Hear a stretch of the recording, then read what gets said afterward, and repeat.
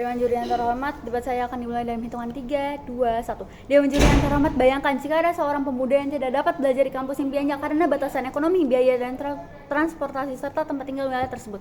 Maka dapat disimpulkan masalah dari ini adalah pendidikan tersier seringkali menjadi alasan siswa tidak dapat eksplor banyak hal seperti hobi, sosialisasi, dan juga terdapat batasan biaya dan wilayah yang membuat siswa ini tak mendapat pendidikan yang merata. Dan kami izin untuk memberikan limitasi dari mosi tersebut. Kegiatan ini tidak mencakup praktikum. Kami mengarahkan mosi ini ke arah teoritis. Lalu saya izin untuk memberikan definisi terkait mosi yang sudah diajukan. Pertama, peralihan yang kami maksud adalah transisi terhadap suatu hal. Lalu pendidikan tersier yang kami maksud adalah pendidikan lanjutan dari SMA seperti universitas, institut, ataupun politeknik. Format daring yang kami maksud adalah aktivitas atau proses yang dilakukan melalui internet dan berbasis digital tanpa adanya tatap muka secara langsung. Lalu saya izin untuk merangkum beberapa masalah yang sudah disebutkan tadi. Yang pertama, biaya tinggi. Kenapa? Karena mahasiswa biasanya memberikan biaya yang lebih untuk biaya gedung, biaya fasilitas pengajaran, dan juga biaya fasilitas gedung itu sendiri. Lalu ketimpangan akses wilayah. Kenapa? Karena banyak dari pemuda-pemuda di luar Jawa atau sebagainya yang ingin berkuliah di luar daerah mereka, namun terbatas dalam akses transportasi atau biaya tempat tinggal itu sendiri. Lalu tidak adanya dorongan digitalisasi nasional yang dimana kita perlu adanya kemajuan di daerah modernisasi ini. Lalu apa yang bisa dilakukan oleh pemerintah? Pertama, pemerintah bisa buat ngalihin sistem pendidikan menjadi daring secara permanen, yang dimana itu dapat mendukung adanya adaptivitas zaman yang mulai modern ini. Lalu selanjutnya pemerintah bakal support internet di daerah 3T, tertinggal, terdepan, dan juga terluar. Serta pemerintah dapat melakukan pelatihan tenaga pengajar untuk membangun infrastruktur digital. Lalu tujuan dari apa yang dilakukan pemerintah adalah pertama, untuk pemerataan akses pendidikan. Yang kedua, efisiensi jangka panjang. Yang ketiga, mendorong digitalisasi di bidang pendidikan. Lalu, saya izin untuk memberikan argumen terkait apa saja yang menurut saya di mosi tersebut.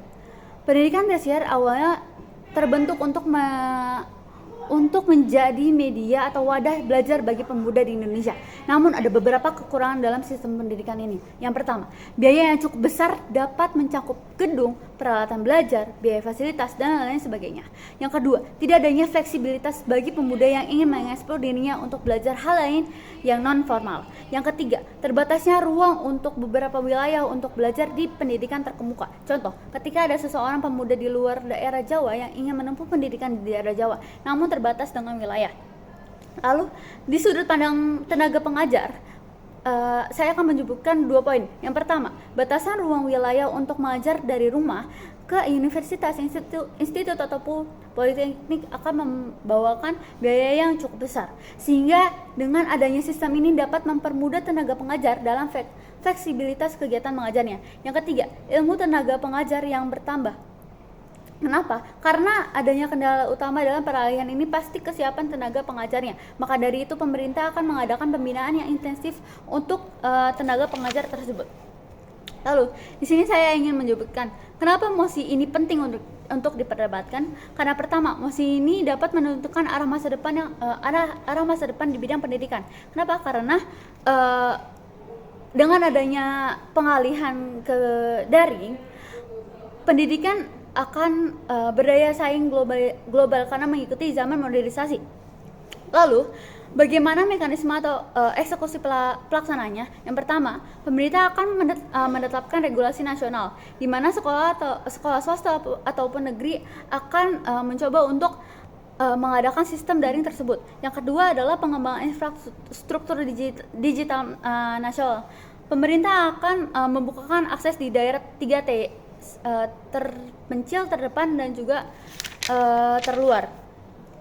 Lalu pemerintah juga akan membawakan bantuan perangkat bagi mahasiswa yang kurang mampu.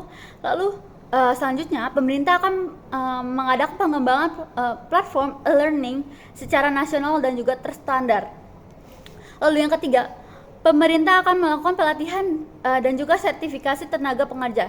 Yang bagaimana caranya? Pertama, pengajar akan dilakukan pembimbingan secara intensif agar tenaga pengajar dapat membuat pengajaran berbasis digital yang berkualitas. Lalu selanjutnya pengajar akan mendapatkan sertifikasi kompetensi digital. Lalu yang keempat adalah pemerintah akan melakukan pengawasan dan juga evaluasi terhadap sistem yang diberlakukan di kampus atau universitas, institut ataupun politeknik tersebut.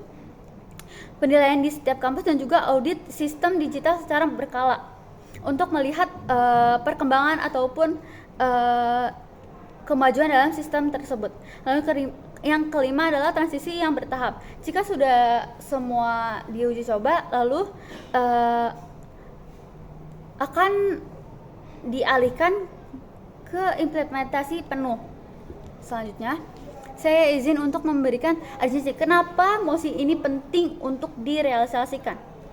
Karena jika kita tidak segera menjadikan pendidikan daring sebagai sistem utama, kita akan tertinggal dalam menyiapkan generasi masa depan yang adaptif, produktif, serta inklusif.